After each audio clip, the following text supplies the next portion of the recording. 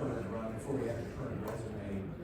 When you walk into a room for the first time, how does he command it? How does he show it? What's his aura like? And getting good stories from earlier in your career about learning just about his leadership style and seeing it stand out. Well, I got a heads up from my brother, right? My brother was with him in Philly for a couple of years, and the biggest thing is my brother was like, take advantage of the opportunity. He's an unbelievable coach. He's a player's coach, but at the same time, he's going to hold you accountable. And I think the first really year to 2 years, I was with Coach Reed. I was like, man, this guy's not messing around. Like, there wasn't too much of the personality that I see now, knowing that he's like a father figure to me. He's like, I don't know, one of my uncles growing up that I respect so much because of who he is. And I owe everything to that man in my career and where it's gone, where I was at Cincinnati and where I am now, man. I have nothing but respect for Coach Reed and how he's helped me get to where I am in life. Hi, Travis. Tribune this morning news.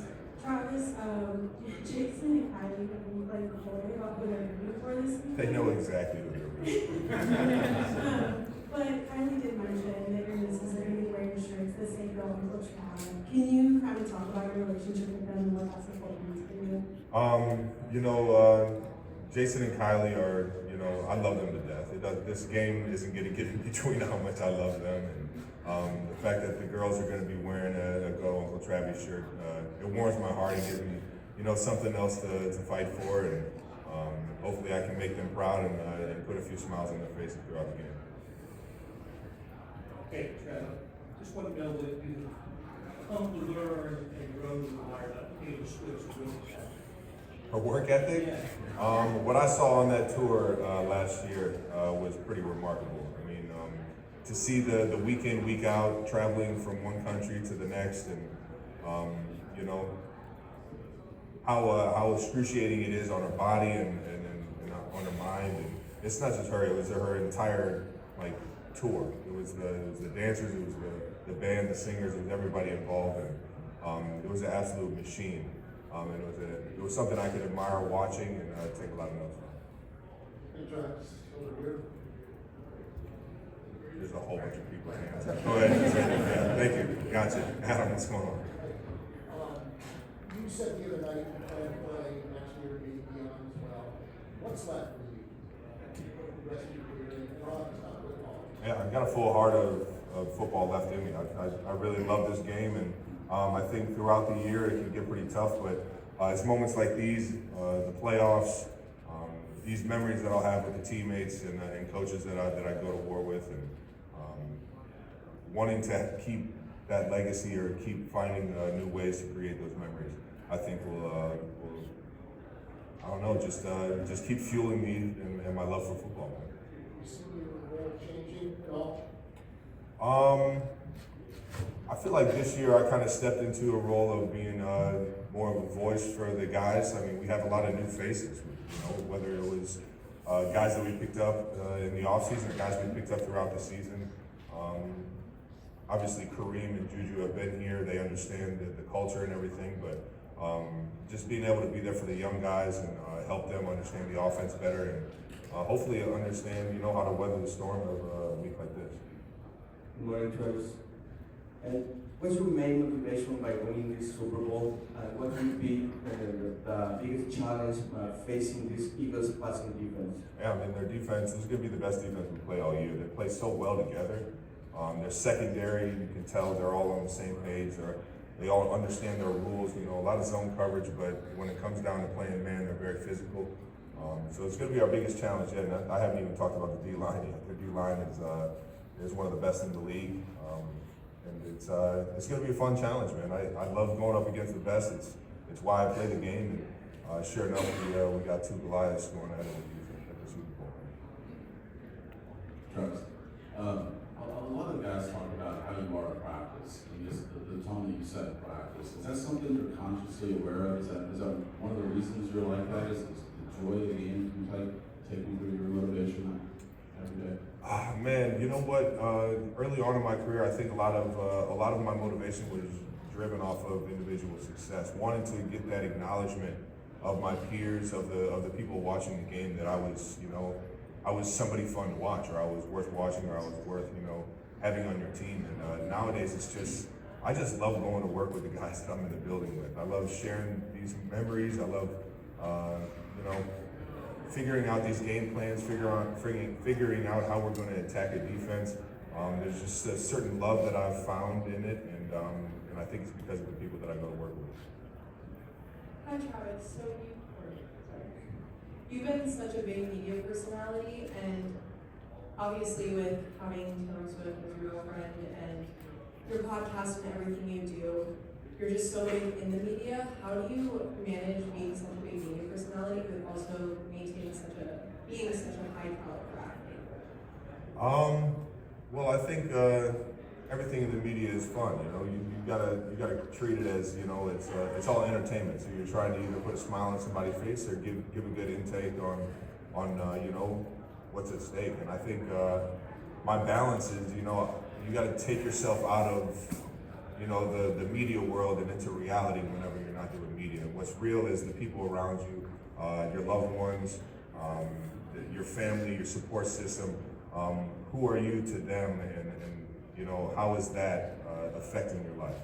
And I think that's the biggest thing, is making sure you always take a step back and see what's real and what's around. Travis, on your left. I will take you back just a little bit to 2015 when you guys started 1-5. Do you remember what it was like going through that time and how you got through it? And to what degree you might see that as kind of a bridge to what you guys are doing now? The last time I was in New Orleans, you're talking about? No, when you started the season 1-5, that loss at Minnesota was the last of those before you started turning it around. What the sort of feeling was, and how you managed to make your way back that season with 11 straight wins? You know, I think the biggest thing is just understanding how to come together. The team atmosphere or the culture in Kansas City is unlike anything else, and I think, you know, that's a nod to Coach Reed and how he's day in, day out the leader of that building, and he sets challenges each and every single week for the team to be able to attack. And, you know, I think over the course of a season, you find yourself slowly climbing the staircase of success and finding how to better yourself, to better your teammates, how to be more accountable for the people around you. And I think Coach Reed has a better grasp on that than anybody in the league. Hi Travis. Skylar with People. Your mom famously showed her support for you and Jason when you guys were both in the Super Bowl 2 years ago. Now that Jason's retired and the Chiefs and you are playing in the Super Bowl against the Eagles again, will she be famously rocking that split jersey? I'm curious what her support is there now that Jason's retired. I mean, I would hope she didn't have the split jersey this time. Philly reeled in my entire family on this one. No, I think she'll be wearing red. I think everybody outside of Jason and Kylie are going to be wearing all red. Will she be making you those famous cookies again? Oh, you know it. Never playing the Super Bowl without them. Travis, here, listen.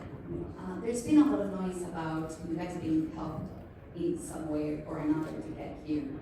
Why do you think people is so bothered by other success?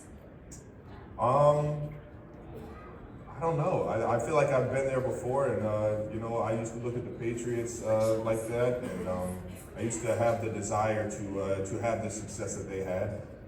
I don't necessarily remember, you know, hating on them as much, but I definitely remember wanting the desire, or having the desire to be like them, for sure, and to be at the top of the mountain, and to be, you know, year in, year out, the standard in the NFL. And, yeah, it's come a long way, I guess. Yeah, Travis. Like I've heard a lot of people say you practice like you play. Is that something that was learned for you, or is it something that just come natural to you from the time you started playing football? It's definitely something I learned over the course of my career. Coach Reed keeps you accountable in that aspect. He's got the quote unquote old school mentality. He's an old school football coach where you're going to put the work in. You're going to bring a bunch of people to work every single day and grind it out. And, those are how you find real answers. You know, you don't. Practicing 100 miles per hour is the only way you find that timing with the quarterbacks. You find that feel for the defenses and the zones that you got to find. And you know, as an offense, there's no better reps that you can get than full speed reps. Hey Travis, I was curious, after the AFC Championship game, Tribune usually said you went up to him after his third catch and said that's not really great, and you broke off a lot of punt return after that.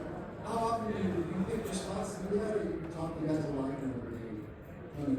I don't remember telling him he wasn't great on that play. I just remember telling him to be great. You know, who Nico is as a returner is, I mean, he's a special player. And I thought he could have stole a few more yards, or at least not have gone for the fair catch there. And, you know, so I didn't realize at the moment he was doing it because he didn't feel comfortable in returning that. It's like, by all means, do your job, dog. If you don't feel comfortable returning that day, don't do it. And sure enough, he went out there the next time, had a huge play for us, and I was so happy for him. I was the first guy to run over to him and get hyped for him and tell him he was being great. So I got all the love in the world for Nico, and I definitely trust everything he's doing back Do you do that a lot during the game? I don't know if I challenge guys individually. I think I'm naturally just on the sidelines, making sure everybody has the sense of urgency to, you know, get excited about their job for sure. Travis, Will Compton with Bus with the Boys. Earlier this year, when you broke the franchise record, you seemed to not really hit the dunk on the field goal post. And then every time you seem to hit over the field, you might be getting off down. I'm not saying it, but I think a lot of people would like to know if you feel like you've lost a step. Motivation right there, isn't it? I've been eating clean. I haven't been drinking as much. A little lower on the pounds this week, so hopefully I can run away from some Eagles out there. But I also saw you run your 40 the other day. We might be in the same boat. Shout out to Bus and Bacon. You have a lot of attention for the media outside and inside of the field. How do you deal with that? And does it affect you positive or give you a lot of pressure? And would you have a special routine this Saturday before the game to the Super Bowl? I really don't have too many crazy routines. I really just show up to the game ready to play some football and ready to go, you know, all out for the guys that I'm playing with. And yeah, I don't know. I've never really developed those routines. And to answer the other question, it goes back to kind of like, what's real? You know, who are you as a person? What are the people around you? Your loved ones think of you and things like that. And I think you know, I like to believe that I do things the right way. So yeah, I'm very confident. Thank you. Have a good one, guys.